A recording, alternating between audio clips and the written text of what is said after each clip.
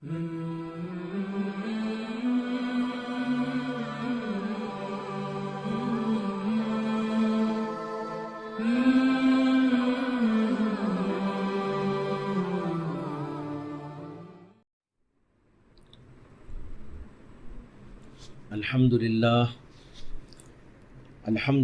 رب العالمین والصلاة والسلام علی اشرف الانبیاء وسید المرسلین وعلی آلہ وصحبہ اجمعین ومن تبعہم بإحسان فی کل زمان ومکان الی یوم الدین. اما بعد فاعوذ باللہ من الشیطان الرجیم. بسم اللہ الرحمن الرحیم. قل هو اللہ احد اللہ الصمد لم یلد ولم یولد ولم یکن له کفوا احد. صدق اللہ العظیم. محترم حضرات، بزرگوں اور بھائیوں، اس وقت میں سورۃ الاخلاص کی تلاوت کی گئی، جو قرآن کریم کی چھوٹی صورتوں میں سے ہے اور بچے بچے کو یاد ہوتی ہے. لیکن بہت سارے لوگ ایسے ہیں کہ ان صورتوں کو تو پڑھ لیتے ہیں، یاد بھی رکھتے ہیں، لیکن اس کے مضامین ان کے ذہن کے اندر نہیں ہوتے. اسی لیے جب تحفظ دین میڈیا والوں نے میرے سے اس بات کی گزارش کی کہ رمضان مبارک کے مہینے میں قرآن کریم کی تفسیر کا ایک سلسلہ جاری کیا جائے، تو میں نے یہ مشورہ دیا کہ سب سے پہلے تو ہم آخری پارے کی چھوٹی چھوٹی صورتوں کی تفسیر بیان کریں گے، تاکہ ہم میں سے ہر آدمی جو ان صورتوں کو جانتا ہے، یاد بھی رکھتا ہے، لیکن اس کے ذہن کے اندر اس کا مضمون نہیں ہے، ان کو کچھ نہ کچھ قرآن کریم کی ان صورتوں کا مضمون ذہن میں رہے، اور نماز پڑھتے ہوئے اس مضمون کو اپنے ذہن کے اندر لاتے رہیں، تو نماز کے اندر دلچسپی بھی پیدا ہوگی، قرآن کریم سے بھی تعلق پیدا ہوگا، اللہ کے کلام کے مضمون کو سمجھنے کا موقع بھی ملے گا. اسی لیے یہ چھوٹی چھوٹی صورتوں کی تفسیر آپ حضرات کے سامنے بیان کرنے کی کوشش کی جا رہی ہے، اور یہ بھی کوشش ہو رہی ہے کہ انتہائی مختصر طور پر اور صرف ضروری مضمون کو آسان اور سادہ سے الفاظ کے اندر آپ حضرات کے سامنے رکھا جائے. اس سورت کا نام ہے سورۃ الاخلاص. سورۃ الاخلاص کو سورۃ الاخلاص اس لیے کہتے ہیں کہ اس کے اندر خالص اللہ کی توحید کا بیان ہے. یہ ہم سب کو معلوم ہے کہ دین اسلام کی بنیاد 3 اہم عقیدوں پر ہے. ایک عقیدہ ہے توحید کا عقیدہ، دوسرا عقیدہ ہے نبوت اور رسالت کا، اور تیسرا عقیدہ ہے آخرت کا. سب سے پہلے تو مسلمان کو یہ ماننا ہے کہ اللہ ایک ہے. اس صورت کریمہ کے اندر اسی مضمون کو بہت ہی مختصر طور پر لیکن نہایت ہی جامع انداز سے بیان کیا گیا ہے.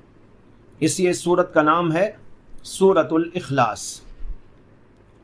اس سورت کی بڑی فضیلت احادیث کے اندر وارد ہوئی ہے. ایک حدیث میں آتا ہے کہ نبی اکرم صلی اللہ علیہ وسلم نے ارشاد فرمایا کہ میں تم کو ایک ایسی سورت پڑھ کے دکھاؤں، سناؤں جو تہائی قرآن کے برابر ہے. سب جمع ہو جاؤ. حدیث میں آتا ہے کہ یہ سن کر حضرات صحابہ رضوان اللہ تعالی علیہم اجمعین جمع ہو گئے. اللہ کے نبی علیہ الصلاۃ والسلام تشریف لائے اور آپ نے یہی سورت پڑھ کر لوگوں کو سنائی اور فرمایا کہ یہ تہائی قرآن کے برابر ہے. تہائی کے معنی ہے 1/3، یعنی پورے قرآن کا 1/3 حصہ یہ سورت ہے، اس کا مضمون ہے. اس کی وجہ دراصل یہ ہے کہ جیسے ابھی میں نے عرض کیا کہ دین اسلام کی 3 بنیادیں ہیں، دین اسلام کے 3 عقیدے ہیں۔ ان 3 عقیدوں میں سے ایک عقیدہ ہے توحید، دوسرا عقیدہ ہے نبوت اور رسالت، اور تیسرا عقیدہ ہے آخرت۔ تو توحید 1/3 ہوا۔ اس کے اندر دین اسلام کے عقائد میں سے اہم ترین اور بنیادی عقیدے کا بہت جامع اور انتہائی جو ہے بہترین انداز سے تعارف کرایا گیا ہے۔ اس لیے اس کو اللہ کے نبی علیہ السلام نے 1/3 قرآن قرار دیا ہے۔ ایک حدیث میں آتا ہے کہ نبی اکرم صلی اللہ علیہ وسلم نے ایک صحابی کو فرمایا جو اس سورت کی بار بار تلاوت کرتے تھے۔ اللہ کے نبی علیہ السلام کو یہ بات پہنچی کہ یہ صحابی نماز کے اندر ہر رکعت کے اندر یہی سورت تلاوت کرتے ہیں۔ اللہ کے نبی علیہ السلام نے ان کو بلا کر فرمایا کہ تم یہی سورت کیوں پڑھتے ہو؟ ان صحابی نے عرض کیا کہ یا رسول اللہ، مجھے اس سورت سے بڑی محبت ہے، اس لیے میں اس سورت کو بار بار پڑھتا ہوں اور ہر رکعت کے اندر پڑھتا ہوں۔ اللہ کے نبی علیہ السلام نے اس پر ان سے فرمایا تمہاری اس سورت سے محبت نے تم کو جنت میں داخلہ دے دیا۔ معلوم ہوا کہ بہت ہی فضیلت مآب یہ سورت ہے جس کو ہم سورۃ الاخلاص کہتے ہیں۔ یہ سورت کب نازل ہوئی اور کیوں نازل ہوئی، اس کا پس منظر کیا ہے، اس کے بارے میں روایات مختلف ہیں۔ متعدد روایات اس سلسلے میں وارد ہوئیں۔ ان میں سے ایک روایت یہ ہے کہ حضرت عبداللہ بن مسعود رضی اللہ تعالیٰ عنہ کہتے ہیں کہ قریش کے لوگوں نے رسول اکرم صلی اللہ علیہ وسلم سے آ کر یہ پوچھا کہ آپ ہمیں اللہ کی عبادت کرنے کے لیے کہتے ہیں، اپنے رب کی عبادت کی طرف دعوت دیتے ہیں، آپ ہمیں بتائیے کہ آپ کے رب کا نسب کیا ہے؟ نعوذ باللہ۔ اس کے اوپر یہ سورت کریمہ نازل ہوئی اور ان کو اس کا جواب اس کے اندر دیا گیا۔ ایک روایت میں یہ آتا ہے کہ مشرکین نے رسول اللہ صلی اللہ علیہ وسلم سے کہا کہ اپنے رب کا نسب ہم کو بتائیے تاکہ ہم سمجھیں کہ وہ ہمارا رب کون ہے، کیسا ہے، اس کا نسب کہاں سے کہاں تک پہنچتا ہے، اس لیے آپ ہم سے اس بات کو بیان کر دیجئے۔ بعض روایت سے یہ پتہ چلتا ہے کہ یہ پوچھنے والا کوئی اعرابی اور دیہاتی آدمی تھا، اور بعض روایتوں میں یہ آتا ہے کہ اللہ کے نبی علیہ السلام سے یہ سوال کرنے والے یہودی لوگ تھے۔ تو اس طرح 3 روایتیں اس سلسلے میں ہو گئی۔ ایک یہ ہے کہ یہودیوں نے سوال کیا، اور ایک یہ ہے کہ کوئی دیہاتی آدمی نے سوال کیا، اور ایک روایت یہ ہے کہ یہ مشرکین نے سوال کیا تھا۔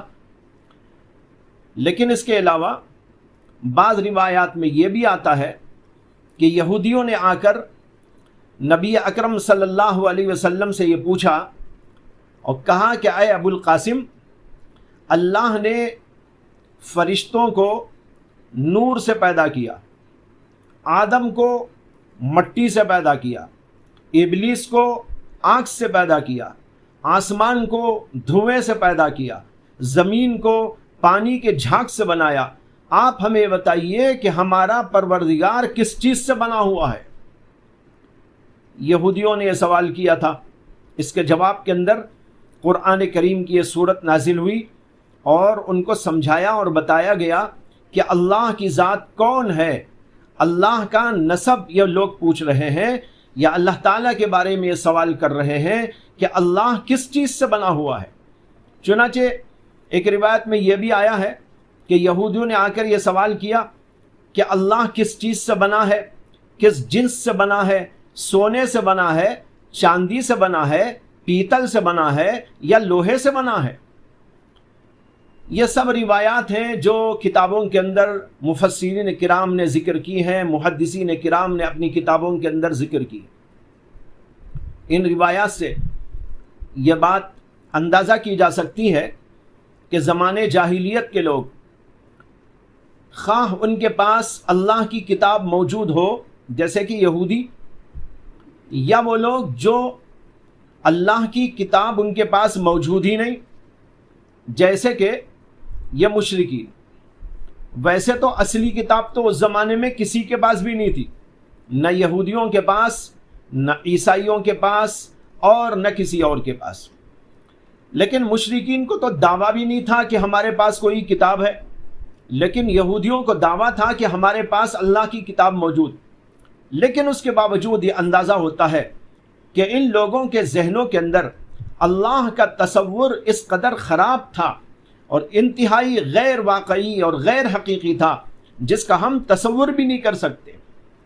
اس لیے کہ عام طور پر زمانے جاہلیت کے لوگ، چاہے وہ مشرکین ہوں، چاہے وہ یہود ہوں، چاہے وہ عیسائی لوگ ہوں، وہ سب اللہ کے بارے میں ایک ایسے تصور کو لیے بیٹھے تھے جو تصور اسلامی تصور کے بالکل خلاف ہے۔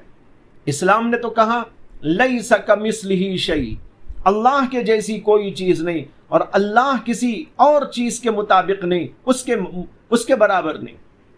لیکن ان لوگوں نے اللہ کو ایسا سمجھ لیا جیسے کہ کوئی انسان ہوتا ہے، اور بعض لوگوں نے اللہ کے بارے میں ایسا تصور بنایا جیسے انسانوں میں نسل کا سلسلہ چلتا ہے، ان کے ہاں دیوی دیوتاؤں ان سب کے بارے میں یہی تصور ہے کہ ان کے ہاں یہ سب کچھ چلتا ہے، نسل چلتی ہے، جیسے انسانوں کی نسل چلتی ہے، جانوروں کی نسل چلتی ہے، جنات کی نسل چلتی ہے۔ نعوذ باللہ، ان لوگوں کے ہاں یہ خیال تھا کہ خدائی کا بھی ایک جو ہے سلسلہ چلتا ہے، نسل چلتی ہے۔ اسی لیے عیسائیوں نے حضرت عیسیٰ علیہ السلام کو اللہ کا بیٹا قرار دے دیا، یہودیوں نے حضرت عزیر علیہ السلام کو اللہ کا بیٹا قرار دے دیا، مشرکین نے فرشتوں کو اللہ کی بیٹیاں قرار دے دیا۔ قرآن میں یہ سب کچھ موجود ہے کہ کسی نے اللہ کا بیٹا مانا اور کسی نے اللہ کے لیے بیٹیاں مانی۔ عیسائیوں نے حضرت عیسیٰ علیہ السلام کو اللہ کا بیٹا تصور کیا، اور یہودیوں نے حضرت عزیر علیہ السلام کو اللہ کا بیٹا قرار دیا۔ قرآن کریم کے اندر ہے قالت الیہود عزیر ابن اللہ وقالت النصارى مسیح ابن اللہ۔ اور یہ جو مشرکین تھے، یہ مشرکین زمانے جاہلیت کے، اور خاص طور پر یہ عرب کے، یہ فرشتوں کو اللہ کی بیٹیاں کہتے تھے۔ اللہ نے اس کا بھی ذکر قرآن میں جگہ جگہ پر کیا ہے۔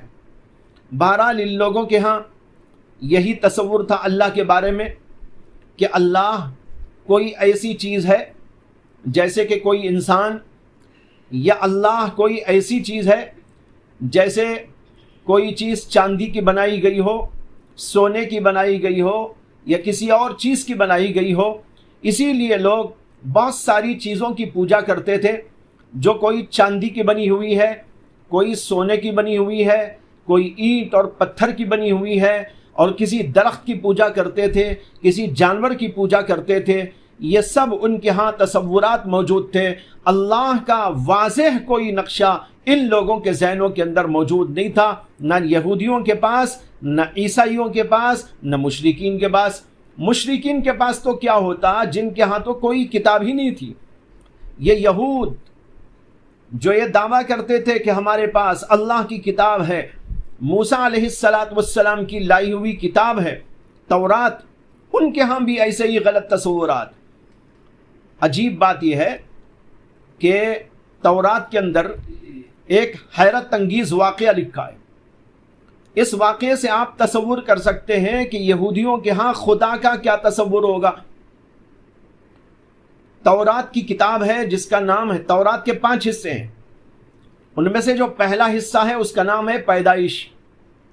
اس کے اندر یہ واقعہ لکھا ہے کہ ایک دفعہ حضرت یعقوب علیہ السلام، جن کا لقب تھا اسرائیل، وہ اپنے بیوی بچوں کو لے کر کہیں سفر میں جانے کے لیے نکلے۔ کشتی ڈھونڈنے کے لیے ساحل پہ آئے. ایک کشتی ملی تو انہوں نے اپنے بیوی بچوں کو اس کے اندر بٹھا دیا اور بھیج دیا، اور پھر دوسری کشتی کے انتظار میں کھڑے رہے. لیکن کچھ تاخیر ہو گئی کشتی کے آنے میں، تو اتنے میں اسی ساحل پر ایک آدمی آیا اور آ کر حضرت یعقوب علیہ السلام سے کشتی کرنے لگا. دونوں کے درمیان میں کشتی ہوئی. اس کشتی میں یعقوب علیہ السلام نے اس آدمی کو پچھاڑ دیا، وہ آدمی نیچے پڑ گیا، اور یعقوب علیہ السلام اس کے سینے پہ چڑھ کے بیٹھ گئے. تو وہ آدمی یعقوب علیہ السلام سے کہنے لگا کہ مجھ کو چھوڑ دو، مجھ کو چھوڑ دو. جب اس آدمی نے بار بار درخواست کی کہ چھوڑ دو چھوڑ دو، تو یعقوب علیہ السلام نے اس سے کہا کہ میں تجھے اس وقت میں چھوڑوں گا جب تو میرے اوپر رحم کرے گا، اگر تو میرے اوپر رحم نہیں کرے گا تو میں تجھے نہیں چھوڑوں گا. تو وہ نیچے پڑا ہوا آدمی کہنے لگا کہ اچھا میں تیرے اوپر رحم کرتا ہوں، تو مجھ کو چھوڑ دے. آپ کو ہنسی آ رہی ہوگی سن کر کہ نیچے پڑا ہوا آدمی اور یعقوب علیہ السلام اس کے اوپر سوار. یعقوب علیہ السلام کہتے ہیں تو میرے اوپر رحم کرے گا تو میں چھوڑوں گا، اور وہ وعدہ کرتا ہے کہ ہاں میں تمہارے اوپر رحم کروں گا، تم مجھ کو چھوڑ دو. رحم کے وعدے پر یعقوب علیہ السلام اس آدمی کو چھوڑ دیتے ہیں. اسی کے فوراً بعد لکھا ہوا ہے یہ جو آدمی آیا تھا یہ دراصل اللہ تھا. نعوذ باللہ. یہ توریت کی بات بول رہا ہوں، آج بھی آپ جب چاہے اٹھا کے دیکھ سکتے ہیں. میں نے تو حوالہ بھی دے دیا، پیدائش نامی پہلی کتاب تورات کی، اس کے اندر یہ واقعہ لکھا ہوا ہے. اس سے اندازہ کیجئے کہ اللہ کا کیا تصور یہودیوں کے پاس میں تھا. یہودی یہ تک نہ سمجھ سکے کہ یعقوب علیہ السلام ایک بندہ، اور بندہ خدا پہ چڑھ کے بیٹھ جائے، اور پھر وہ درخواست کرنے لگے اس سے کہ چھوڑ دو چھوڑ دو. کیا خدا کو اتنی طاقت نہ تھی کہ یعقوب علیہ السلام کو ہٹاتا؟ یہ ہے ان لوگوں کے ہاں خدا کا تصور. ایسے غلط تصورات کے ساتھ ان لوگوں کی زندگی گزر رہی تھی. اس لیے ان لوگوں نے سوال کیا محمد عربی صلی اللہ علیہ وسلم سے کہ آپ ہم کو دعوت دیتے ہیں اللہ کی عبادت کرو، ایک اللہ کی عبادت کرو، آپ ہم کو بتائیے کہ وہ اللہ کون ہے، اس کا نسب کیا ہے، یعنی اس کے باپ کا نام کیا، اور اس کی نسل کون، اور اس کا نسب کہاں سے کہاں تک چلتا ہے. یا یہ سوال کیا کہ وہ کس چیز کا بنا ہوا ہے، سونے کا بنا ہے یا چاندی کا بنا ہے یا کسی اور چیز کا بنا ہوا ہے. یہ سوال کیا تو اس کے جواب کے اندر اللہ تبارک و تعالیٰ نے یہ عظیم الشان چھوٹی سی سورت نازل فرمائی جس کا نام ہے سورۃ الاخلاص. اس میں کیا جواب دیا گیا؟ یہ جواب ہم سب کو بھی اچھی طرح سمجھنے کی ضرورت ہے، اس لیے کہ آج کے زمانے میں بہت سارے لوگ بہت ساری چیزیں پھیلاتے رہتے ہیں. یہودی لوگ بھی، عیسائی لوگ بھی، مشرکین بھی، اور اللہ کے بارے میں غلط تصورات قائم کیے ہوئے ہیں اور انہی کو پھیلانے کی کوشش بھی کرتے رہتے ہیں. اس لیے ہم سب کو بھی اچھی طرح اللہ کے کلام کو سمجھنے کی کوشش کرتے رہنا چاہیے.